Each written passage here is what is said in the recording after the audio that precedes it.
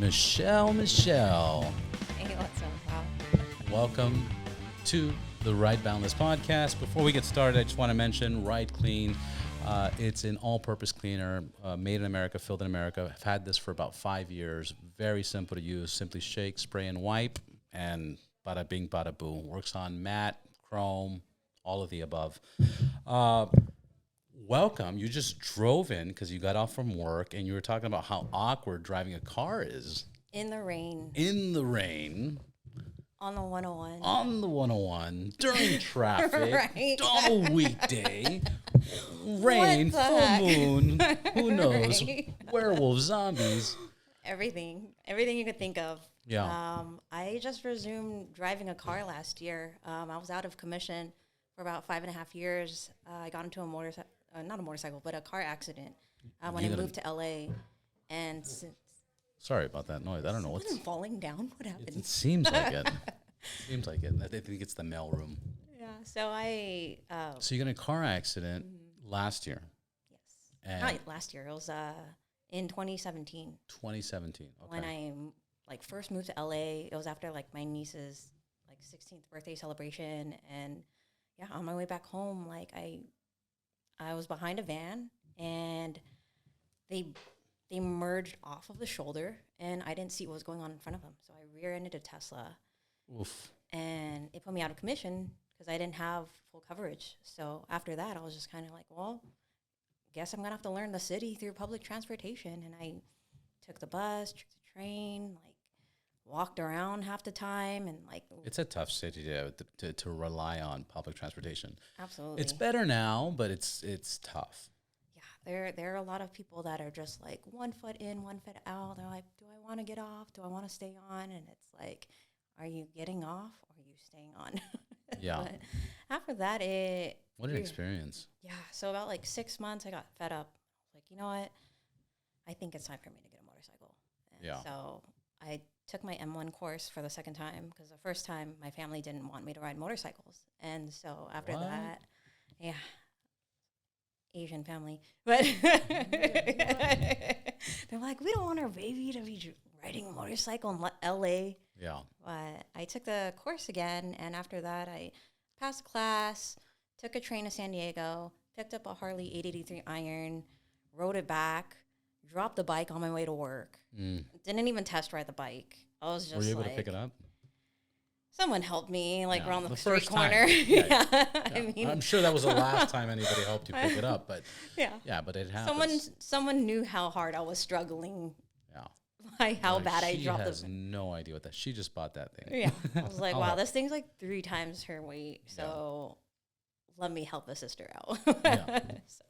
But after that, I just I would go to San Diego. I'm from there, and I didn't really have many friends at the time when I started riding in the LA community. And there was one place in particular that I was just kind of my go-to place called the House of Machines. Yeah, I I'm remember. not sure if you've been there. Yeah, of but, course.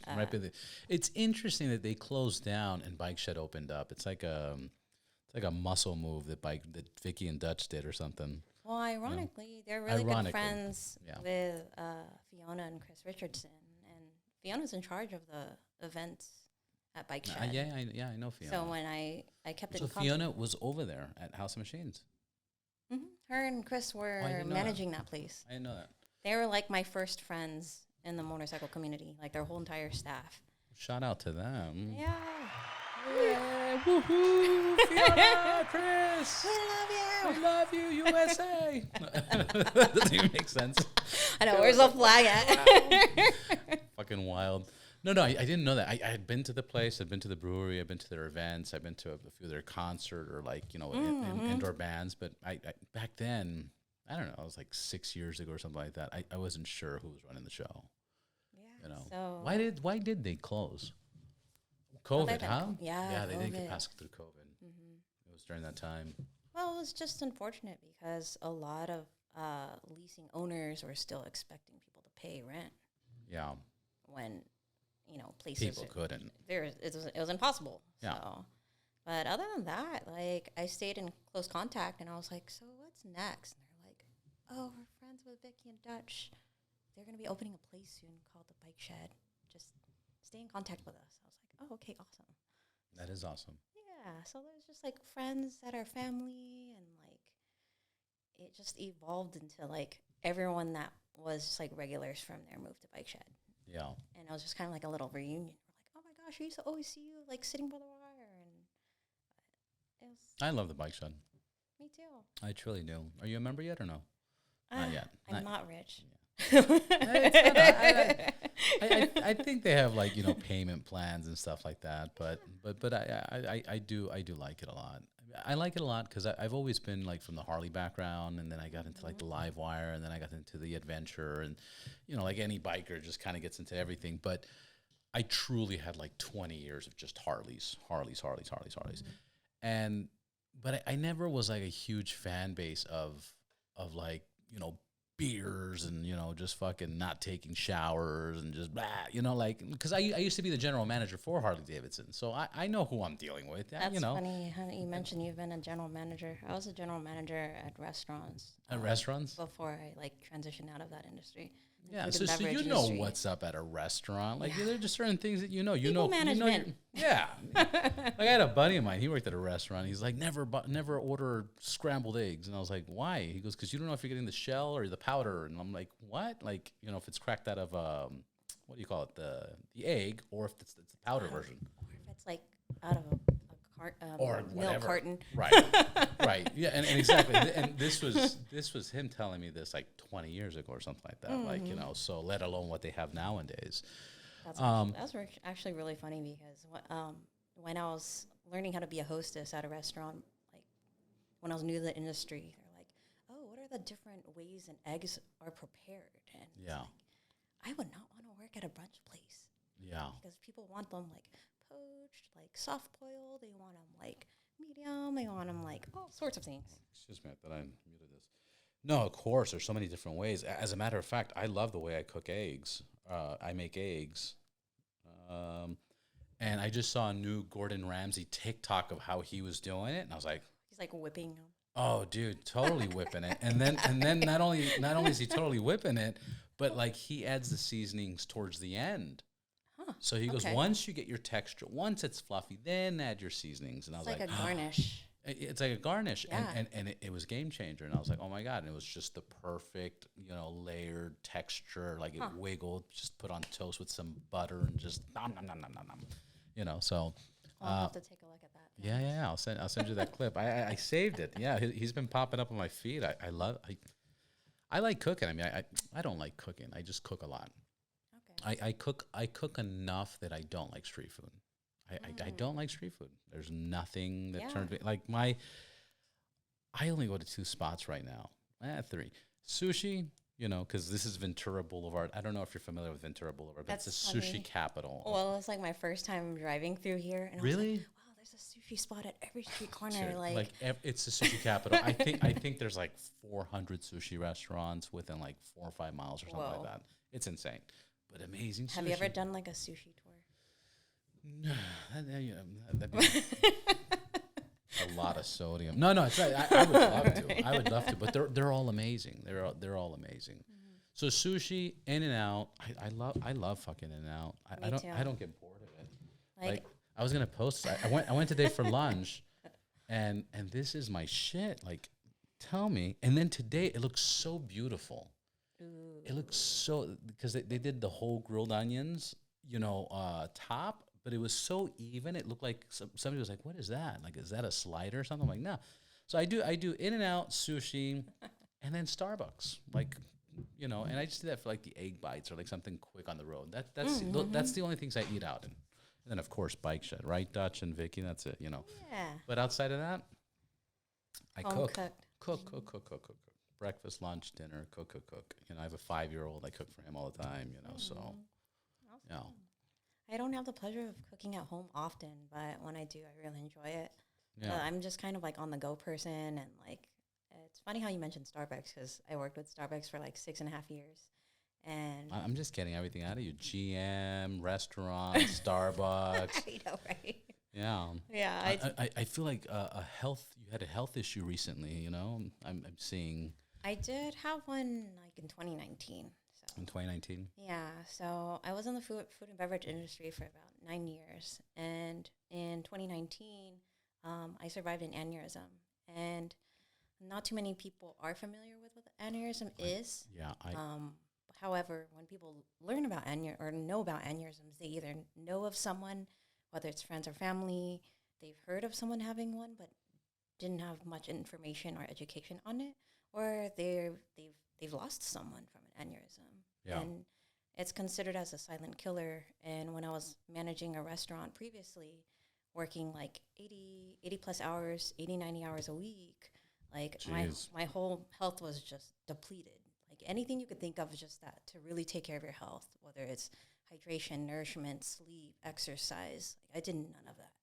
Yeah. And I just kind of reached this turning point where I was just working my butt off just to really build a team that would stay strong and like be willing to utilize me as their leader and just stay on board.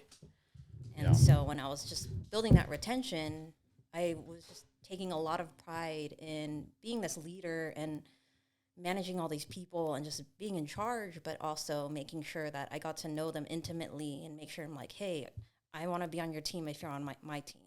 Yeah. And it just really took me under. Thankfully, when I had my aneurysm, it happened at the right place at the right time. And I was at my niece's 18th birthday. And my family rented out a hall for her. For a Filipino family, an 18th birthday is considered as a debutante. Yeah, a debutante? Debutante. And all I know is that there's going to be a pig there, and there's going to be karaoke, and dancing, and DJ. a lot of alcohol. Yes. Yeah. Plenty of that. I used to live in Daly City. Oh, nice. So you know that, right? Mm-hmm. Okay, good. Some people are like, what's Daly City? That's like the Armenians have Glendale, the Filipinos have Daly City. Mm-hmm. That's true. Yeah. I live in Glendale right now, and I feel like I have an Armenian like community patrolling around my apartment complex because they really look out for each other. Oh, big time. But then of course there's like me and my roommate who are like both non-Armenian, and they're like, okay, we could help these people out. Yeah. They're like, they're nice. Yeah. Other than that, for my aneurysm, I was discovered in the restroom. So the night it happened, I was discovered in the restroom. I was unconscious. I was like collapsed over the women's restroom sink. And at that point, the next morning. So hold on, time out. So your family rented a hall for my niece's birthday. For your niece's birthday party, and you were discovered the next day. No. Okay. This was the night of. The night of. Okay. Whew. I'm during like, this party. I'm like, dude, you guys party hard.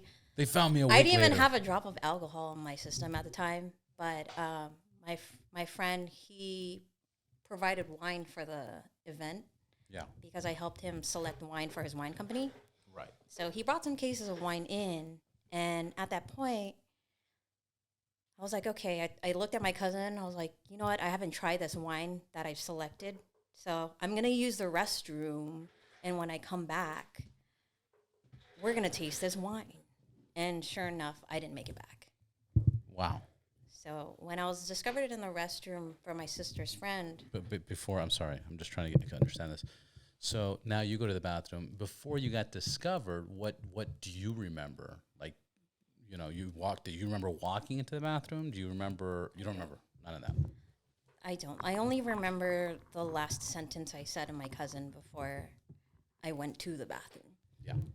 But and that's I told, it. Yeah, all I remember was like, let's try this wine when I get back from the restroom. And I go to the restroom and I don't come back. Okay. You don't know how you got to the restroom. You don't know okay, got it. Yeah. Now you're discovered and somebody finds you in the bathroom. Mm-hmm. And so my sister and my brother-in-law, they're both ER nurses.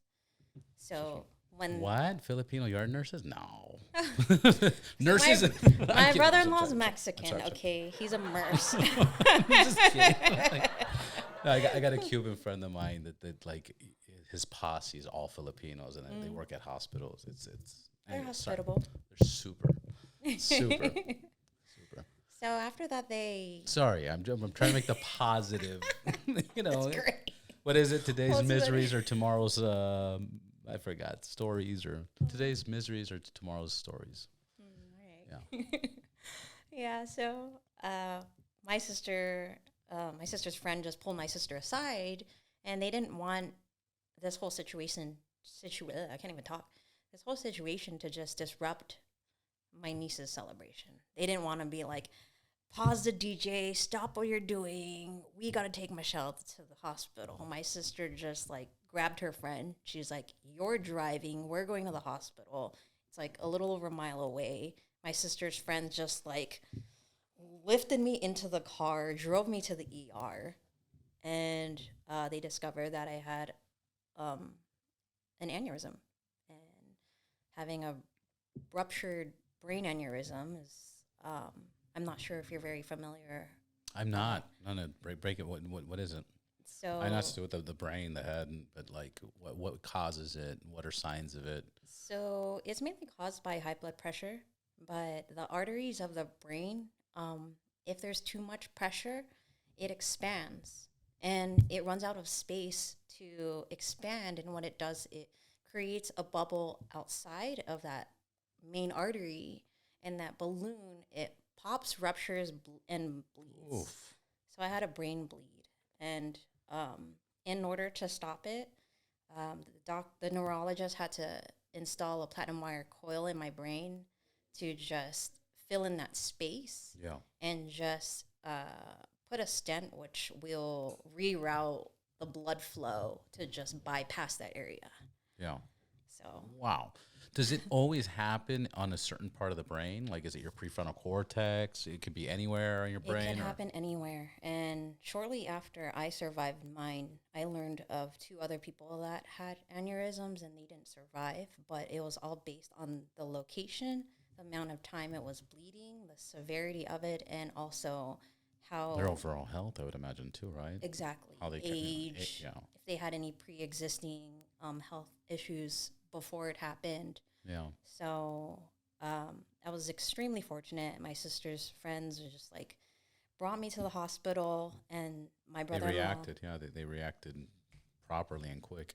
exactly. And unfortunately, my poor brother's like the DJ, so he's just still playing the music. Yeah. So But he's that's how it has to be. You know, like I told you, I've taken just a really quick thing. You know, I used to be a lifeguard, and you know we did first aid classes and everything, and a real basic thing was, if there's an emergency, you can't just randomly say somebody call 911, because nobody's going to call 911. Everybody's assuming that somebody there's not else enough is time for that. Not only there's not enough time for that, but if you did that, because that's a natural reaction, like help, somebody help, and they're just kind of yelling up in the air. You know, you need to take more control. You need to be like, you dial 911, you go and grab. You have to react. You just, Absolutely. yeah, you know, if you don't, it's life or death. You know, and that decision of is a professional decision of, hey, let's just get her in the car and let's just go. The hospital's a mile away, versus, you know, stop the music. What's going on? Yeah. The shows and the, you know, forget about it. Exactly. Like, forget about it. You know, and that's, Too those much are the time. simple things. I'll give you another example. People say it's fight or flight, you know, but in most situations, people don't choose either one. They choose freeze, and they freeze, and that's like panic. they panic. They panic. They freeze. They don't know what to do. And then there's no like solution at that point. Right. Because And guess what? It's too late. yeah. You know, because if it's something, you know, in a moving car, or, you know, on a motorcycle, you have to make these fast-paced decisions, and people freeze more than fight or flight. You know, so that I like to bring that up, because people, just fight. Yeah, that's you, and that's good that you promote that, but other people don't see it that way. So, anyways, good they did that. So you go to the hospital, you get like a blood blister in your brain. What part of your brain? It's on my rear left side of the brain. Rear left of your brain, and they have to go in there, clear out the blood, and then they filled in with a metal, or what was it? Platinum wire coil. A platinum, not even metal, like me, metal. I'm like aluminum. No, you're like platinum diamond blade. So Filipino. It's gotta be top tier Yeah, stuff. Come top on. tier. I'm like a can, dude. Platinum. Who do you think I Yeah, am? what? Foil? I told you, 9 years in the restaurant business. Sucker. Like, I got good insurance. Hey, you gotta stash your food somehow. Come on. I feel like, see, we're making a good case about this. So what was that wire? Like, how did that work? That prevented it from blistering up again, or from leaking more blood, or Just to was it continuously bleeding until you got to the hospital? So many questions. it was from the ER. They had to expedite me to the specialty doctor once they determined that it was a brain bleed. In fact, because it's not, they don't have all the tools in the ER, so they just have to bring me to a specialist. And my brother-in-law, like, ICU, right?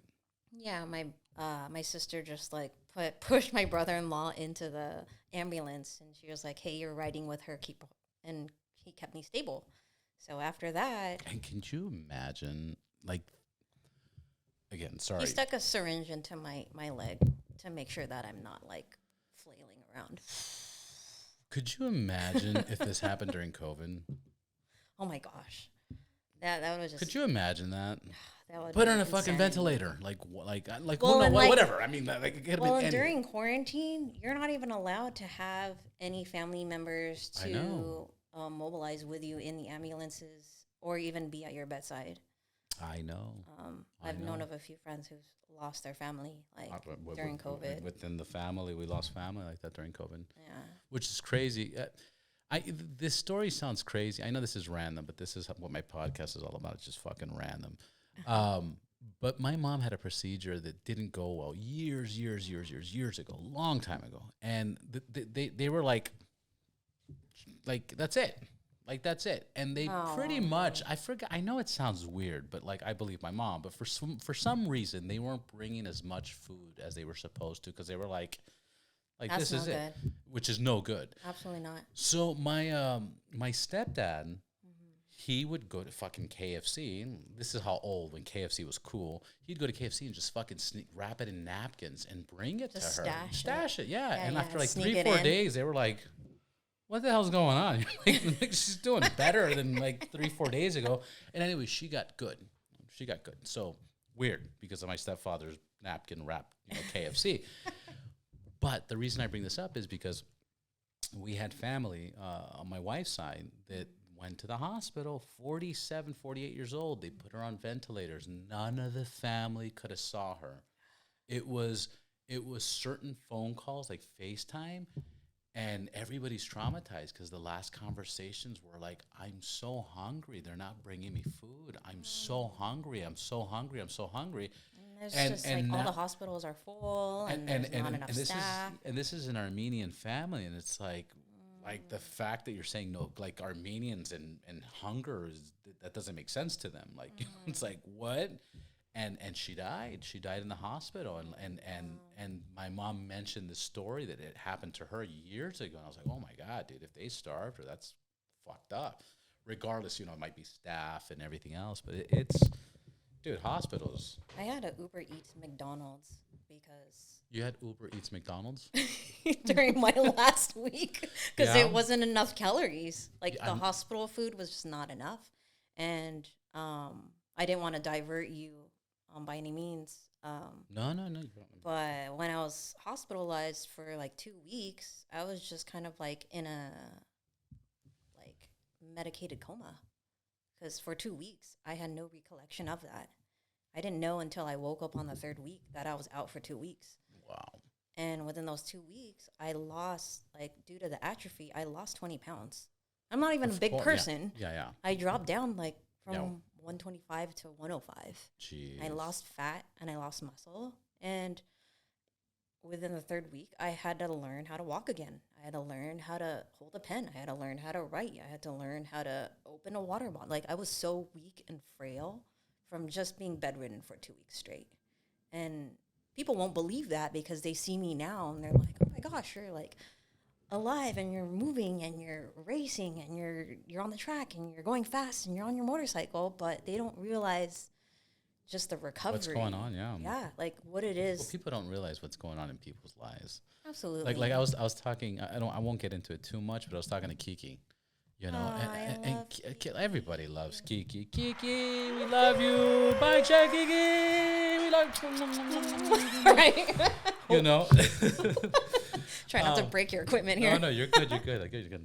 Don't worry, I'll keep your car. You know, you know, but just briefly talking to her, you just realize how much shit people are going through that nobody fucking knows. Yeah, nobody fucking knows. And then I go through my shit, and I'm like, and then later on, I think about my shit, and I'm like, dude, my shit's like dumb. You know, like, it's like sometimes, like at that moment, it's like, at that moment, it's wait. That moment, what am I gonna do next? You know, like what my life? You know, this is so terrible. But then it's like, dude, I got 99 problems, but like this ain't one. You know, like whatever you're facing, and everybody's going through some shit. Everybody, health, relationships, something. Yeah. But we look at our own things, and then people only see our Instagram account. And they're like, oh, Michelle's, look at this. She's fucking like people don't realize what's beneath the surface from how individuals perceive themselves on social media. Like, but it's even crazier with the people you know that know you don't live like that. But you post those 3-4 pictures and they're like, oh, you had a great fucking week, you know, yeah, just living it up. You're like, bitch, like you know. I'm just trying to live it up because I might die tomorrow. Like moment, man. Like that was like freaking clap for me, damn it. That was Saturday for 1 hour, you fucker. Like the whole week sucked. You know, like whatever. You're like, you know what? I've had a terrible week, and this is my one moment to shine. Yeah. So. Yeah. Fuck you. Did you like the post? Did you repost? Did you double tap? Did you repost it, you fucking hater? Did I you put on my give story. Me heart eyes or I what? saw you view it. You motherfucker. Like, why you creeping with no reaction? Come on, show me fucking, some love. They hate us because they ain't us. Exactly. What? But yeah, people see that. So back to what you're saying, you know, like you're racing, you're on top of your shit, you're posting, fucking different motorcycles, which I want to get into. What bikes are you riding? I know. I saw the BMWs. You started. Whose GS was that? Because that was the trophy edition BMW GSA, right? Was that the 1300? Love that fucking bike. Was that GSA or GS? That was GSA. Mm-hmm. Yeah. Love that bike. Yeah, they're crashed mine. First accident in 23 years. I think it's time for you to get a 1300. I know. I know someone. You know some? Are you getting rid of yours? I don't even own one. Oh, I know, but whose bike was that? What was going on? So I was invited by my dealership, BMW Motorcycles of Riverside. Love them over there. And they, the owner, Dan, he pretty much told me, he's like, hey, BMW's having their first Motorrad days in Americas, or in the U.S. ever last year. And so... Sorry. One man show with the cameras and the recording. That's fine. Yeah. So he reached out to me. He was like, hey, Michelle, I would love to invite you to join us at my VIP table at the first BMW Motorrad Days, which is in conjunction with the Vintage Motorcycle Fest at Barber. Right. So at Barber, I've always dreamed to go there because have you seen the museum? Have you been out to Barber at all? No, is that the where they have like the motorcycles by age? That and like the have. Oh no, that's in Texas though museum. Oh, they have like 5 floors of just. It's like one of like the largest motorcycle automotive museums. No, I got to get hooked up with them. So I agreed to go just because not only was I flattered because I was like, wow, no one's ever asked me to attend like the first BMW annual like Motorrad celebration in the U.S. ever, because they do it in Germany every year, but it looks like the whole entire community just stops just to celebrate motorcycles. Yeah. But it was an incredible experience, and I was really grateful to like be out there and just meet a lot of the executives and Hell of an people that experience, yeah. people that I've met along the ways. A lot of the ambassadors were there, and just show up and represent my dealership. But I own a 2023 BMW R9T. I had a Awesome bike. I had a 2021, but someone hit me not too long ago, and then in October, and then my before that I had a 2019 R9T Pure, and someone clipped me on the freeway. Jeez. So it's just like years of like gradual upgrades, Right. and I finally got the one that I ultimately wanted. Was like it's like the 719 option, and it has like the brushed aluminum, and it has like all the features on it. So sexy. Oh yeah. So fucking sexy, yeah. So I got that, and right off the bat, I asked a tuning company called BT Moto to tune my bike, and so they were kind enough to utilize my bike for a YouTube video and review for the R9T. And after that, I was like, well, you know what? If I make, if I introduce myself and I meet other manufacturers within the industry, like I would love for people to utilize my bike as a prototype.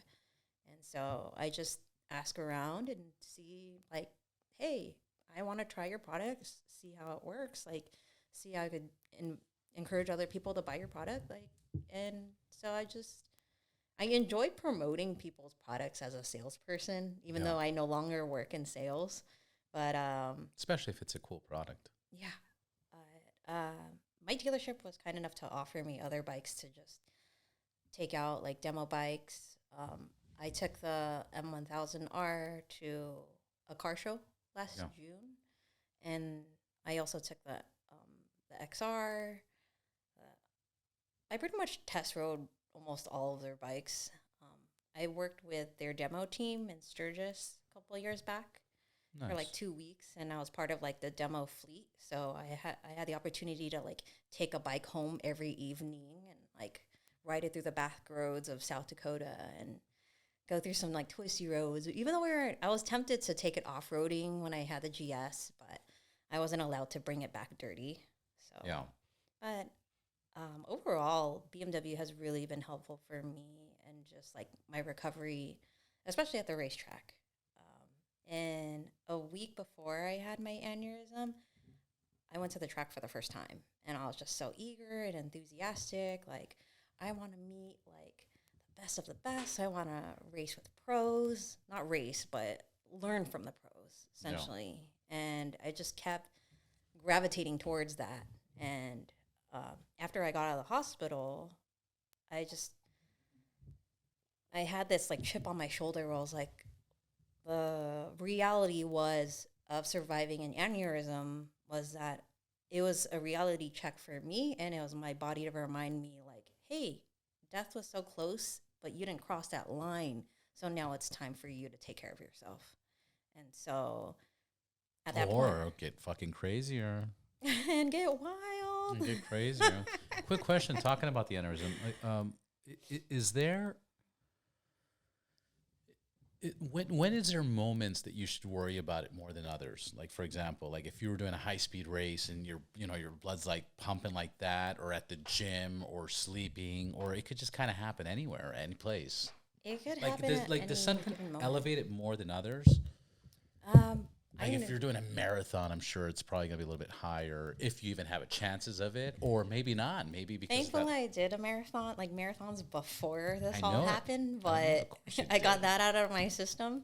Yeah. But I would say like high intensity workouts, I just monitor my blood pressure, and even if I'm at the racetrack and I feel like it's elevated, like I usually just kind of like take some moments to myself to just practice my breathing and just lower my blood pressure, stay hydrated, have some snacks, add some energy, not necessarily energy, but just provide myself a sufficient amount of fuel that will just allow me to just kind of let my blood pressure settle.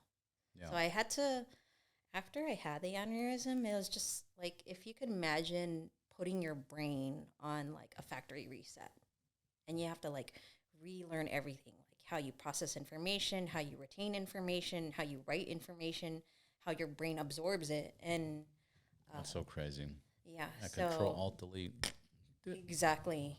You're like if you're, I mean, not necessarily getting like the black screen or anything and having to restart, reboot, but once you have to reevaluate your life and just rebuild it all over again, having that full reassessment helped me determine how my body operates, how it reacts, whether I'm like weightlifting, whether I'm doing cardio, and and also practice my breathing techniques that will help lower my blood pressure. And thankfully, meditation.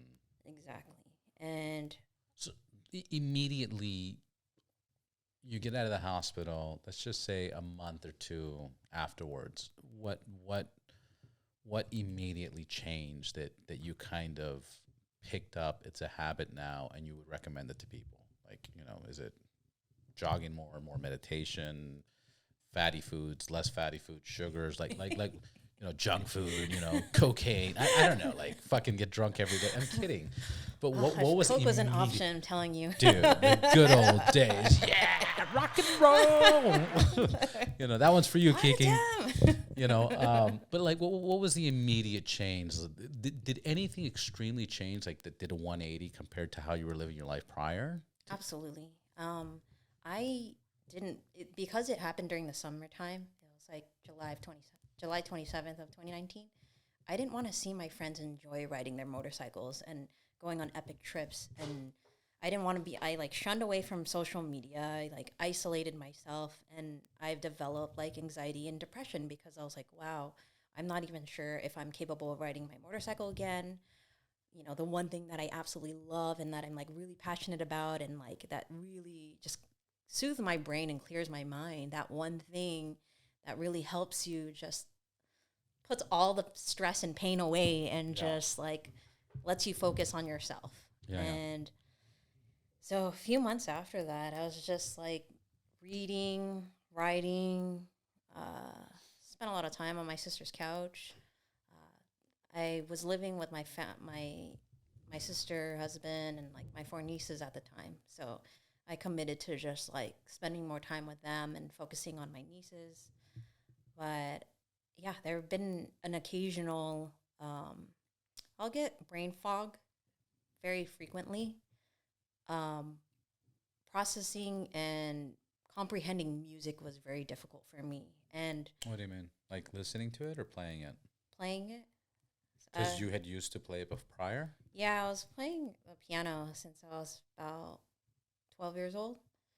And then getting back into it, you were having brain fog? Yeah, just the muscle memory in general was very off. Like I couldn't ride a skateboard. I was very off balance. When I was learning how to walk again, there were moments where I was just overconfident. I was like, yeah, I could walk, and I'm pushing a shopping cart. Like one day I was with my sister at Walmart, and I was pushing a shopping cart, and I just like looked at her dead in the eyes, and I was like, I can't walk. And my niece is sitting in the shopping cart. My sister pulls a pillow and puts it in the shopping cart, and she's like, here, sit inside. My sister's like literally pushing me and my niece around in the shopping cart. No. Well, thank goodness you're like you're like a couldn't $110. Walk. But thank goodness you're a $110 or a $115, whatever you were at that point. Because like imagine being like 250 pounds and you're like, I can't walk, or being like 6 foot tall and you have that and you're like, oh dude. My sister would have to like phone a friend just to get me out of there. No. If you're at Costco and you get that big fucking, anyways, yeah. So wheelchair, please. So muscle memory, balance. I wanna sound all creative and use that one fucking balancing brain word. Your what's it called when you're like main gyroscope of your fucking balancing? You know what I'm talking about? I do know what you're talking You know, everybody knows what I'm talking about. But I just fucked up the gyroscope. The fact that you're doing this motion is like a teeter-totter, right? Yeah. You're like, you know your gyroscope, but it's not a gyroscope. It's in your iPhone, but the one inside the human body, yeah, that motherfucker. So that thing wasn't working, huh? No, it wasn't. Just ran at random times. Yeah, and it was just, It was excruciating to not be in full of control of And very frightening, I would imagine, because you don't being know when able it's to going to take mobilize place. everything. It's like my brain's telling me, oh, I could pick this up. And then, like, the moment I do this, I'm like, no, I can't. Or, like, I can't open a bottle of water. I'm like, wow, I'd love to drink this bottle, but I can't even open it. So there were definitely a lot of moments where I just felt very disabled. How much? I'm sorry, this might be a stupid question, but how much now, looking back at it, how much would you say is willpower or like your own mind was like you can't do it, but it was more your mind, not necessarily physically, because I'm sure a lot of it's physically where it's like you just kind of don't know how to operate your hands or your fingers or whatever the case is, but looking back, was any of it mental, or was it all? Always. Oh, it was always mental, huh? Yeah, especially when See, it wasn't a stupid guess. it isn't Yeah, a sorry. stupid question because my neurologist also happens to be a motorcyclist as well. Yeah. And within like my last week, I kept telling I had two neurologists that both ride motorcycles, BMWs, by the way. So, but I kept asking him, like, am I going to be able to ride my motorcycle again? Because that's like everything to me is riding my motorcycle. And they just reassured me. They're like, yeah, you're going to be back on your motorcycle.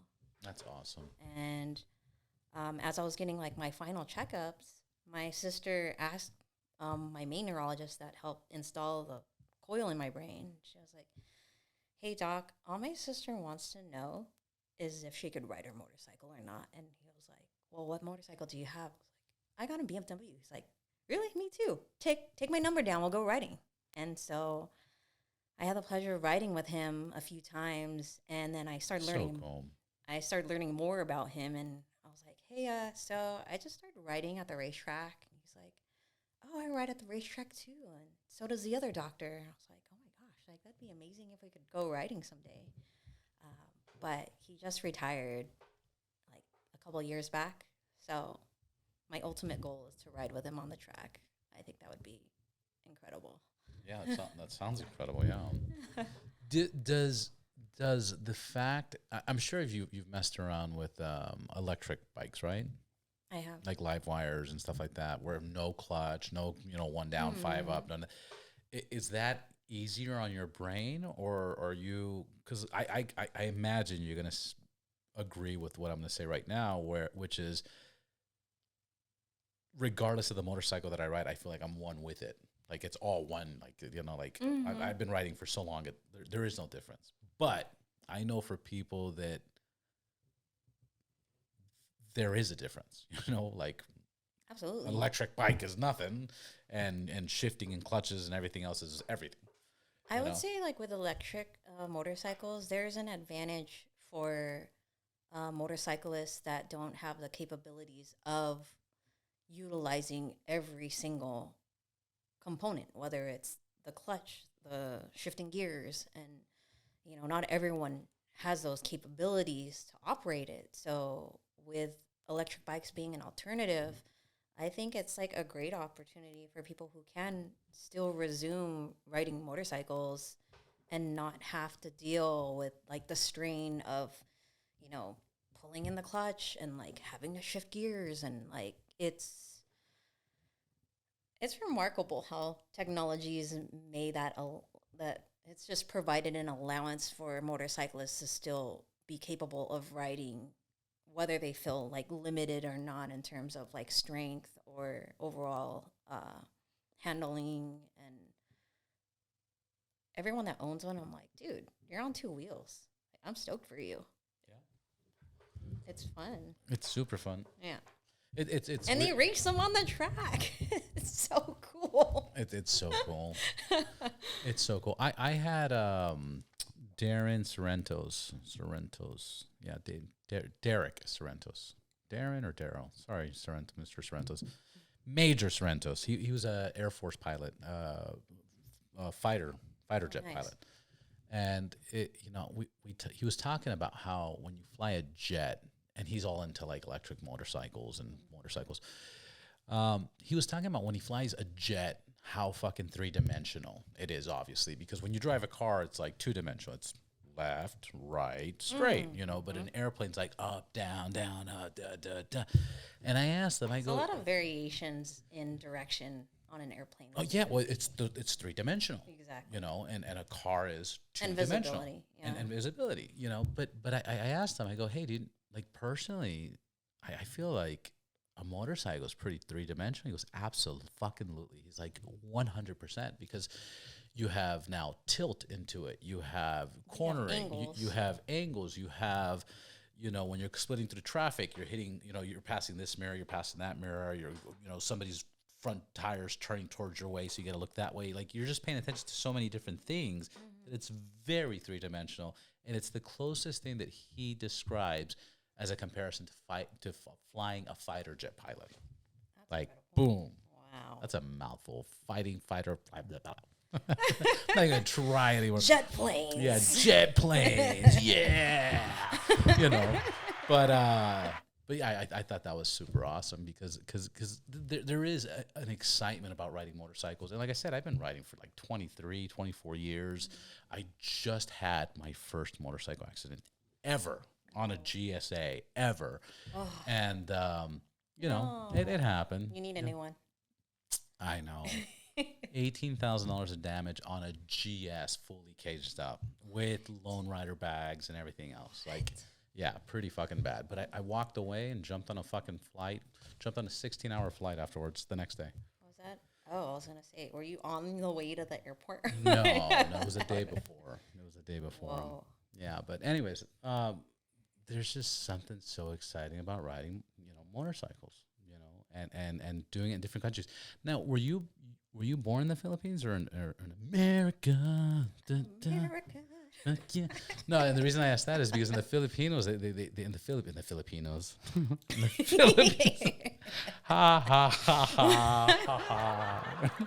In the Philippines, they ride a lot of scooters. Oh, yeah. In a lot of countries, they ride a lot of scooters and motorcycles. It's like in America, it was like, oh, my God, it's so dangerous. But, like, South America, everybody rides a scooter. Yeah, my parents went to the Philippines a couple of years back, and my uncle rides a motorcycle, and he took my dad on the back of the motorcycle. Mm-hmm. And he, like, showed me a video, and he's like, don't tell your mom. But that's funny. He filmed being a passenger, like on the back of the scooter. That's another thing. And they're just like weaving through. There's no stoplights. People make space. They just create space to just squeeze through. There's no lines on the ground at that point. It's like, yeah, you're just. I was in India, and Mumbai, and it looked the closest way of describing it. It looked like salmon. Everybody on bikes and these little carts with 3 wheels, it looked like salmon. And there'd be like an old lady crossing the street, and it'd be like going through, and it's a miracle. I have a video from a bus, and it looks like that's like wherever they can just go through. Everyone's just squirming around. You throw a rock in the middle and just it's crazy, and the amount of people is so many. It's a lot. But yeah, around the world, a lot of people fucking ride. I haven't had the pleasure of riding internationally. However, my dad was in the Navy. Not yet, exactly. My dad was in the Navy. So where was he based? Hawaii. Nice. South Carolina, where my sister was born. He went up the coast. My brother was born in Oakland before they closed that base. But I was born in San Diego. So after my parents chose San Diego over Alaska. I lived there like my whole life until like 2017. Coronado, right? That's where the base is at? Yeah. Coronado. There's one there. Mm-hmm. It's like Coronado Island where all the military, all the retirees have like their bougie mansions that they rebuild every 10 years. Nice. Because they can. Poor guys. Must be a rough life, right? It's like, I got to rebuild our home again. Yeah. Native Coronado folks. Did you ever join the military? No. I did not. No.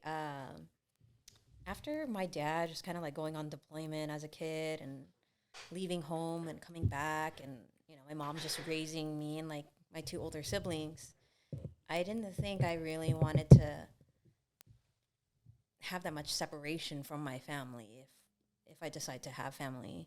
Yeah. And also, I've had friends that survived, and then some people that didn't make it, and just like everything after the military, with even my friends who ride that are like veterans and whatnot, like they would mention like, yeah, I put in so many years of my life into the military, but like the trauma that's associated with it is it could be very unbearable for some people.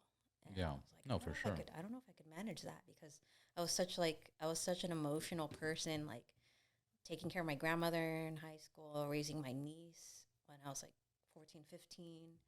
And I was just so committed to my family. And that's why I was like, I don't know if I want to do this military thing, but I have an appreciation for it because of my father. And so Yeah.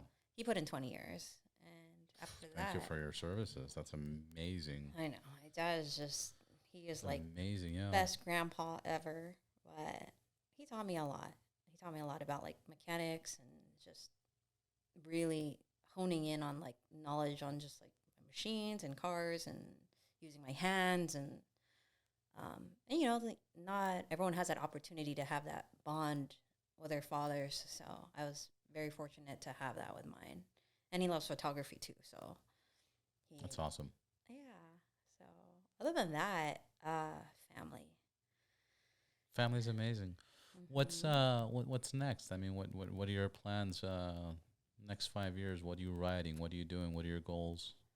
Man, I just want Or you just want to enjoy life and just kind of take it easy? It's funny because I'm out of my three siblings, I'm like the only sibling that's not married or has a significant other. I don't have any children. So I'm just like the single, like youngest, like the single daughter of three, the baby. That's just like riding motorcycles and like traveling and like going motorcycle camping and just going on adventures, and like one day I'm like riding dirt bikes in the mountains, and the other I'm just like on the racetrack, just like scraping my knee on the tarmac, like. And so of course my niece is just like wow, she's freaking awesome. I like to set that example for my nieces, to just kind of uplift them and let them know that there is a fierceness inside of them, that they could be much like stronger. And girls are just, they're all growing up, and I'm seeing their personalities evolve, and I always want to set a good example for them. Yeah. But I could definitely see myself traveling internationally and just writing, honestly. Like I may not work in in the motorcycle industry as of right now, but ultimately, if there's an opportunity out there, and companies just kind of like, hey, we want you to go to this country and just explore and ride a motorcycle. I think it's kind of fucking easy, especially for you. Like, just fucking start a website, dude. Get your website, get your camera. Have, like, 100,000 followers on Instagram. It doesn't matter. Start your fucking blog and start blogging everything. You have access to the guys in Riverside. I bought my motorcycle from those guys. Those guys are super cool. I did. I bought five or six motorcycles from them. Did you buy one from Jeff? Or I gotta look. I forgot.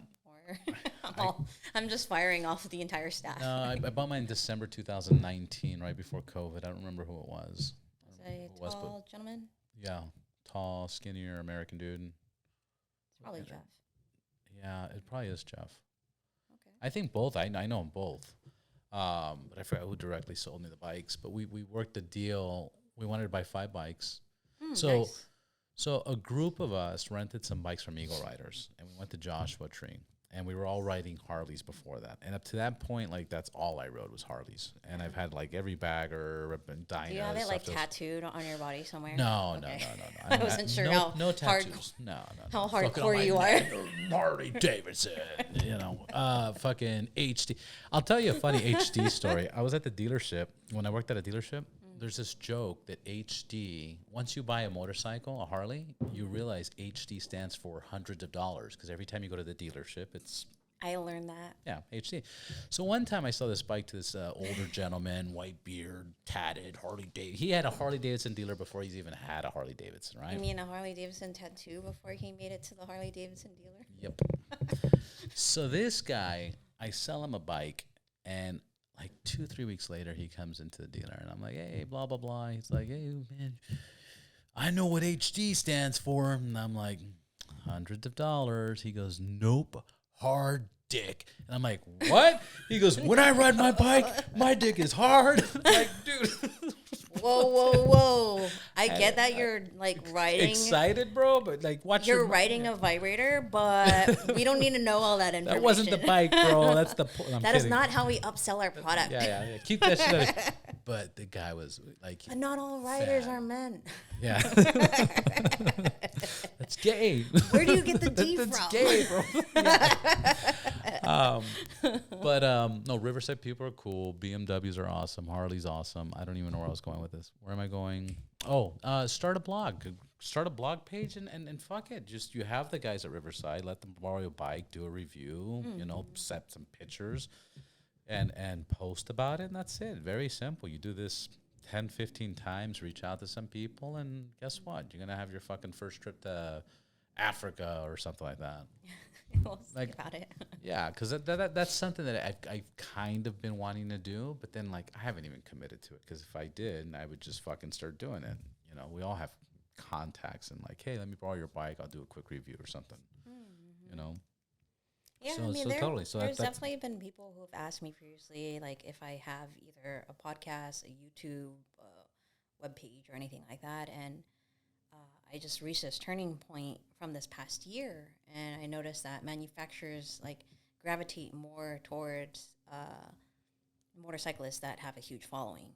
And Of course. because I'm not a full-time like social media content like provider, you know, they recognize like me as like a good rider, and they know that I can manage bikes on different levels and different terrain and like on track or whatever. But I think that was just kind of like my downfall, where I was like, okay, I don't have as much following, but I don't want to focus on like being just the committed full-time content creator. Like I enjoy just supporting and promoting like events and attending like and supporting my friends who have like really good businesses that are like succeeding, and just I want to be a part of that, and I want to support them and uplift them, and you know, without even expecting anything. I'm not expecting for people to like pay me to just like post about stuff, but now I've just kind of changed my vision, where I was like, okay, well, if I really have to put myself out there, you know, be a part of your podcast, I was like, hey, you know what? I think people should know a little bit more about not just me as an individual, but how I could relate to some people as a motorcyclist, whether they're going through health issues or they've survived cancer, which is incredible, because I've met some really amazing like motorcyclists that overcome like their health obstacles. Yeah. And they utilize motorcycles just to really bolster their own personalities and put them in a state of just pure happiness. And I don't know too many people that could achieve that in a car. But because I've immersed myself, you can. Because I've immersed myself in motorcycles, I just love to hear about people's like health stories. Well, I think what this reminds me of is those stories that you always hear about, where a person gets, you know, diagnosed with like severe cancer, and they have like 6 months to live, and they quit their job, they cash out their 401k, or they cash out all their fucking money, and then they just drop all responsibility, balls out, and at the end of 6 months, they're fucking fine. Like they survive, and you do get that from bikes, motorcycles, you know, without cashing out your 401k, and it's a lot cheaper, and, and you live your life. But I think people that do like the van life temporarily, not a lifestyle, but like, you know, or people that go on those off-roading things, you know, or start traveling, you know, it's back. And I've mentioned this many times on the podcast before, but I think it's so important. It's back to when they did the surveys on people on their dying bed, and You know, they asked what were your biggest regrets, and you know, number one was not quitting their job on time. You know, having that 50, 60 hour work week for, you know, 20, 30 years and not, you know, doing anything. Grinding away. Like when you think of those situations, you got to understand people work like that, and their highlight is taking a shit and checking their social media. Like to just, you know, sit in a little, oh yeah, what's going on in the world? Like that's a highlight because that's an escape compared to like the drive to work, dealing with people you don't like get along with, and then like being hungover from the week, like whatever the case is, it sucks. And people don't quit their job on time, and that leads to high blood pressure, that leads to bad eating, that leads to bad health issues, that leads to exhaustion, and then you don't go to the gym because of, you know, which is weird because if you don't go to the gym, it kind of like cancels itself out, you know, but it promotes so many negative things that it just fucks with people. Yeah, I noticed the owner of my current company, I work for a construction company, and the owner even mentioned to me, he's like, there are people that work at a job till they retire, go to their office, come home from work and everything, but some people, their lifestyles diminish after work because they no longer have that consistent routine of like getting up, moving, and once you lose that, that's when your health could either diminish, or if you're working like crazy or you're not even taking care of yourself. Like me, on the other hand, it's like dehydrated, malnourished, insufficient rest, lack of exercise, just like every single element you need to really nurture your body and make sure that you're in good health. And I just totally neglected all of that. And so just having the second opportunity to live a more fulfilling life was just, it was my saving grace, honestly. And it allowed me to have a better perspective on everything that I value in life, like who I put my energy into, who I support, who do I encourage, or who do I keep in my little inner circle. And once you've already developed that core, then you could focus more on being better for yourself. And I think I felt, because I was such a giver before I had my aneurysm, I always wanted to like give everyone 110%, and I wanted to make sure that I committed my time and energy to like make them happy. But when it came down to it, after my health just diminished, it's like, oh no, actually, I need to stop and sit down and really take care of myself. And That makes so much sense. once you hit a wall and you're like, wait a second, will these people help me be a better person? Will these people improve my health? Can I count on them to make sure that I'm not just sad and depressed and laying in bed all day and just sleeping for days straight? Like, it's all up to you. And when you change your mentality and you transition your mindset and you just cultivate a healthier lifestyle, it really amplifies how you perceive the world as a whole, but also you allow yourself not to let any negative energy disturb your peace. Yeah. So It's interesting because sometimes you have to go through an extreme event, like yours event, to come to that conclusion or that realization of you need to learn, and I preached this before too, you need to learn how to say no or stop to certain people. Absolutely. You know, because there's a young, naive part of us that we just want to kind of like please everybody, and we're like, yeah. And I get what you're saying, because, you know, my yes is pretty fucking solid, and it's so solid that it's scary, because I know if I say yes, I'm gonna lose sleep over it.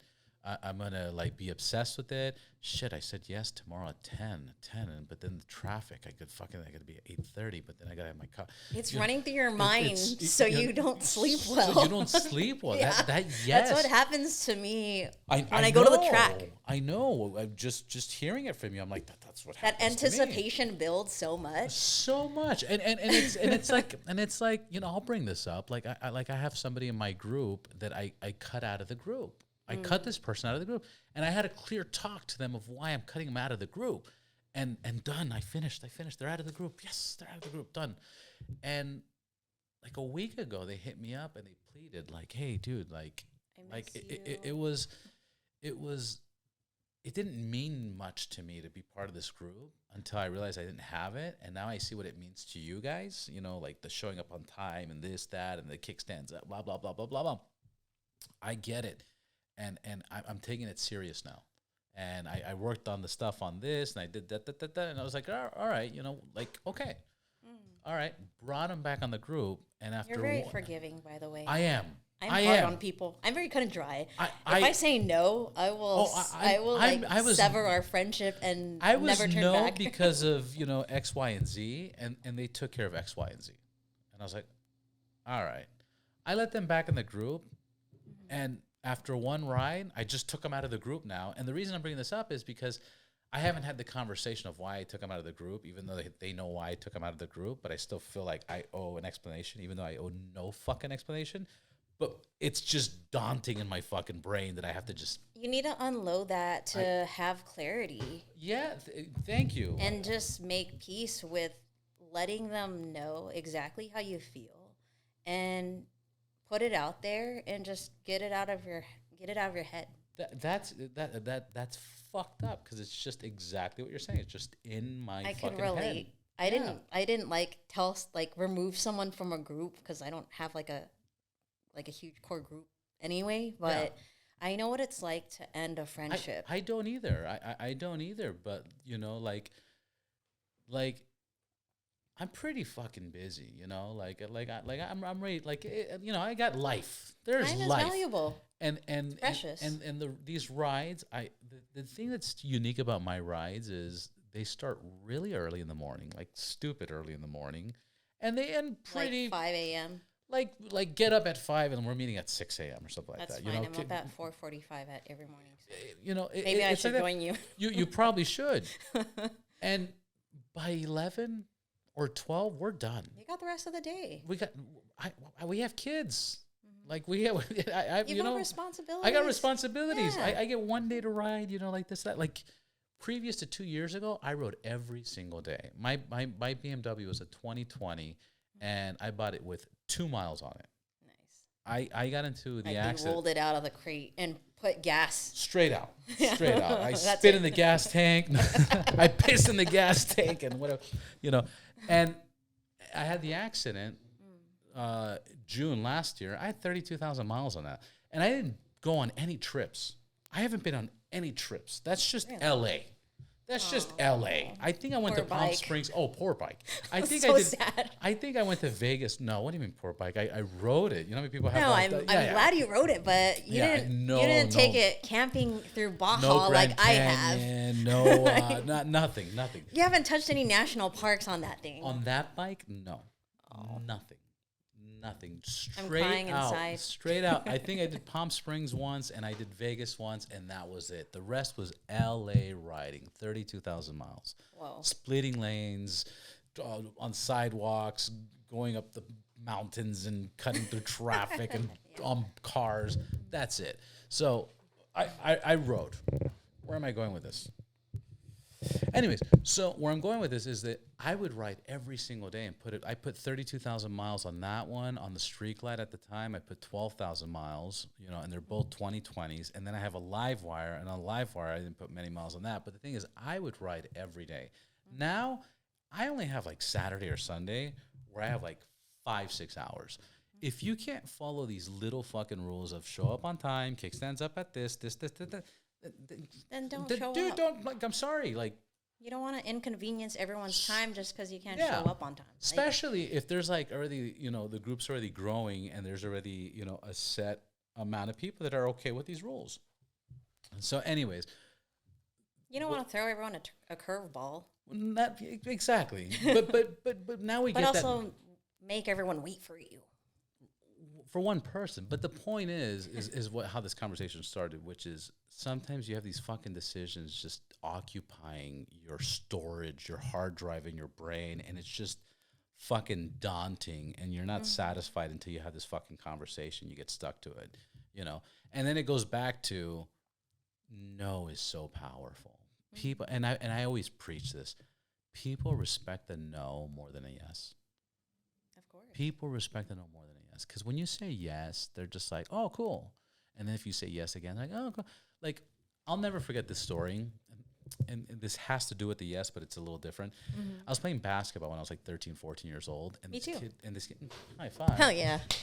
Of course, you're Filipino. I didn't make it to the WNBA, but hey. Neither did I. I had skills back then. I had crazy skills for my height. I was badass. Anyways, this kid slaps my hand, and I was wearing like this gold Casio watch. He was trying to block me, and the watch opens up, falls, cracks, and this guy's like, "No, I'm so sorry." And I'm like, "Dude, it's okay." And You didn't punch him in the face, did you? No. Check this out. I'm so sorry, bro. I'm so sorry, bro. I go, "Hey, dude, let's just play, man. Let's have fun." He goes, "But your watch." I go, "It's okay. Like, it's fine. You know, like Just buy me a new one. let's." Fine. I did not give a fuck. Like, I just wanted to play basketball. I had so much fun playing basketball. This guy apologizes like 4 or 5 times. I'm like, dude, it's cool. You know what he does? Oh, it was broken already, huh? I go, wait, what? He goes, your watch was broken. You don't care that it was broken. I go, dude, I just want to play, but the watch was not broken. You broke it, and I'm just being cool about it. Let's just move on. He goes, yeah, right. Your watch is broken, because if it wasn't broken, you would have cared right away. And I'm like, dude, I just want to fucking play. Yeah. And we all of a sudden we're getting into an argument he thinks now I'm lying when I just want to fucking play. And I was like, dude, it's cool. And my point is that yes turns into that, where people just start losing value for it. You know, and when you say no, people are like, what a dick. But outside of that, they're like, oh, he's fucking busy, or, you know, they understand, they respect it no more than a yes. That's yeah, it's like, and it sucks you had to go through like a health issue to like realize that, you know, but I've also reached a turning point where I had to be very selective with who I let in my life. Like, but how do you filter that? It started mainly from the people that showed up to the hospital. I was like, okay, these are my real friends. They showed up. How does a regular person, like, how does a person take your experience and apply it to their life without having to go through that extreme? There was one of my good friends in particular. She didn't tell me this until we went to Babes Ride Out for the first time. Like, this was probably like a couple months after I got out of the hospital. And I just resumed riding my motorcycle again. And at that point, I was like, I just want to go everywhere. Went like to Baja. I went to Babes Ride Out for the first time. I went to the track like several months later. It's just, I just want to ride, like, make up for lost time. Like, you lose a couple months of your life not being able to do something that you absolutely love. And then all of a sudden you're just like, I don't even want to sleep because I want to ride. Yeah. But, one of my good friends, I asked her, I was like, hey, I know you have a really busy schedule, because she was studying for nursing school at the time. And my friend Rachel, she was like, I asked her out of the blue, I was like, hey, do you want to go to Babes Ride Out? I've never been. It's all women. We're all riding motorcycles. It's going to be a good time. And I honestly didn't think she'd say yes, because I knew how important it was for her to pass her exam to get her nursing license. She was like, dude, let's freaking go. And she rents a bike, she rents a Harley. We're like blasting our way up there. We're freezing our butts off. And she didn't tell me until after the trip. She was like, you know, the only reason why I decided to go on this trip with you is because I whispered in your ear in the hospital, and I told you, when you get out of here, we're going to ride our motorcycles. And you pulled me close and you kissed my forehead and you said, I love you. Wow. And that's the reason why she came out. Wow. Because she came to my bed, because I hugged her with a very little energy that I had. I don't even remember that time, because I was on so many drugs. But when she told me that memory, like after the trip, she's like, you inspire me so much that I wasn't going to say no to this opportunity. And I want to come here and I want to live these experiences with you. I want to go on these like incredible trips with you. Like, it made me realize how much I wasn't living too. Yeah. Wow. When people are just like, oh, I'm so busy, I'm doing this, that, and the other. But when do you make time for yourself? to just go on an epic trip and share it with other people that really value your time and value your energy and value like your overall perspective in life.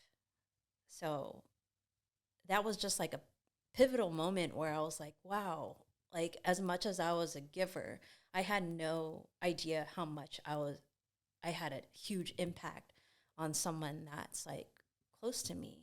So for all of my friends were like, they even told me, and what I really want to do is just kind of interview everyone because I want to know what their reactions were like from the moment they learned I was hospitalized, or like how they felt when I was in the hospital. Like my best friend was in the same unit. She was one floor beneath me. Like I can't even imagine like being at work and learning that your best friend is hospitalized and they're in the ICU, one floor above you, and you're not. Document it. Yeah, well, Document it. Write a book. You're not the only person that mentioned that. Yes, I am. I'm the only person documenting. You are. You're the first. I started it. Whoever said it after the podcast. Yeah. No, you should do it. When I got out of the hospital, some people were like, you should either write a book, do a documentary, or you should interview everyone. And I was like, you have to understand. A lot of people are going to recommend these things. And the reason they're going to recommend these things is because they're fucking right. You don't need a publisher. You don't need an agent. You don't need fucking any. You can do it. Like I was having this conversation. I think it was with Jason, the episode I just released right now, the Weather Daddy. Jason. That was great, by the way. You heard it? I've been watching the clips. Yeah. The Weather Daddy. We were just talking about like how much shit, like sometimes how there's just not enough time in a day. But then it's like, dude, if you time manage and fucking start scheduling and get on like a good discipline, you can knock out a lot of shit. Absolutely. You can knock out. Because sometimes, like, I'll finish a week and I'll be like, whoa, I did a lot. Like, this week was satisfying. And then I really look back and I look at what was satisfying and how much work I get done. And I'm like, wait a minute. That was probably like 20 hours of, like, hard work. Like, once I got on it, I knocked things out.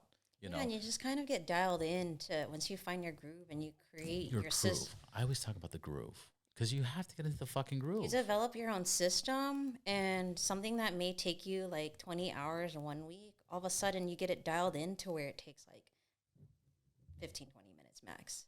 Yeah. And like one of my really good friends, he's Josh, he does real estate, videography, and like media. And he's got it down to a T where he's like, I invited him to a car show, and like probably about like not even an hour or so afterwards, he's like, here, I put a clip together for you guys. And it's just like this phenomenal, like, fucking 2-minute video. I was like, this is freaking awesome. Like, I feel like putting something together like that would take me days. But he's had so much practice that, you know, he found his groove. He dialed it in. And just doing, like, a short clip edit from, like, a car show and just showed it to me and just, like, picked the song and everything. I was like, yeah, no, I have moments where, you know, I'm just trying to learn something or understand something, and I can't it doesn't click. It doesn't click. I don't understand why. I'm gonna instead of going around, I'm gonna do it like individually because I don't comprehend how. But then you're like laying down in bed, and you're just like listening to a podcast or something, or you're just watching something, and then out of nowhere, it comes out of nowhere. Like, oh, the light bulb turns on. And you're like, no. But it's funny because somebody's explaining it to you. They're like, hey, if you put this here and like here, you'll get that, and you're like, oh. Sometimes that's what it takes for someone to break that down for you to have it be a little bit more relatable, and then within that moment, you're like, it is possible. No, and it happens. It happens. Like, you know, when I was going to school, it would happen. Like sometimes I'd be learning a topic or something. I'm like, what the I don't, you know, like it was your attention. It was just like, yeah, it's like it's very short. Yeah, you're like, I'm not going to remember any of this. It's that night or the next day, it just clicks, and you're like, oh, I'm a fucking genius, dude. Fucking Gonna ace my test. Fuck, you know? And it's funny because that was my school habit. My school habit was I was really bad at like homework, but I was great at presenting, you know, especially like back in the days, like, you know, fucking when I went to high school. Yeah, you Computers like PowerPoint. Well, PowerPoints just kind of came out to the school, you know, like, and nobody knew how to fucking do them. But like, it clicked with me. I understood it. So I wouldn't do any homework, but I'd do these awesome PowerPoint presentations that people were like, "Oh my God, how did he do that?" And I'm like, click, and like, whoa, you know, I was like, sound effects and all. It was so ridiculous with the fucking rolling TV and like, anyways, and I'd kick ass, and that's just kind of how my brain's always. You found your niche. I found, in education. And then same thing with you were talking about your friend of having these moments of these valuable moments of realization of exploring. That's the only reason I do this fucking podcast. There's only two things I get out of this podcast.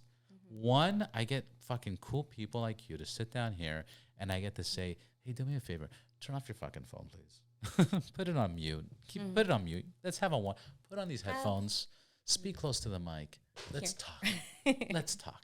I get these private conversations, and two, every now and then I get a fucking message from somebody around the world or somebody in my phone book or something, just like, "Dude, you know what you said or what they said, or you know, I didn't know that." Or I had an episode with Dutch. Dutch did from Bike Shed. Yeah.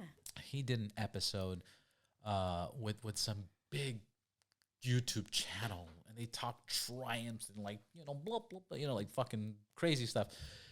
He didn't get much feedback from it, you know. It did really good. This was the second time I've had Dutch on. I was gonna talk all bike shit with Dutch. As soon as I pushed record, we didn't talk anything about bike shit. It was just health. That's how every single conversation is. And the reason I bring this up is because he calls me and he's like, "I did this huge channel, Triumph, you know, in Europe, YouTube thing, and I've heard more feedback from your podcast than that podcast." And the one that touched me was there's a guy that was like overweight, and we got into the whole sugar topic and health and carbs and diabetic, etc. That the guy quit sugar because of that episode, you know, and is going into a new diet and is focusing on his health and trying to get into fitness and that. And that's all it takes, though. But that's all it takes, and it's you'll have like that aha moment. Like the moment you watch something and like it touches your soul, where you're like, you know what, I do need to change something about my life. I do need to pull myself out of this hole. I do need to get out of this slump. Like, stop living this way and just embrace change. And we're at an hour and a half. No way. Yeah, way. So we're gonna have to do a part 2 on this. That went by so fast, dude. I didn't even touch the green. I know. No, it's that I had my thing silenced for an hour. Yeah. And then I just got a notification. I'm like, why am I getting a notification? Then I look, an hour and 24 minutes and 25 seconds. Gosh. That just flew by. Like, we haven't even finished the water. Like, I don't know. I did. I just one last sip. Michelle, I know I'm going to have you on again, and I'm looking forward to it. I really appreciate you coming out. Yeah. We talked about this maybe driving 2 through the weeks rain. ago. That means a lot. Driving through LA traffic in the rain. Oh my God. It took you like a week to get here. Right. No, I appreciate you sharing your stories. Thank you so much for having me. No, of course. And maybe we'll get you on as soon as, I don't know, like a couple weeks, get some episodes in between. And that's fine. Yeah. I'd be more than happy to come back and have more realization moments. That's what it's about. Thank you, Excellent. Michelle. You're awesome. Thank you so much. Thank you.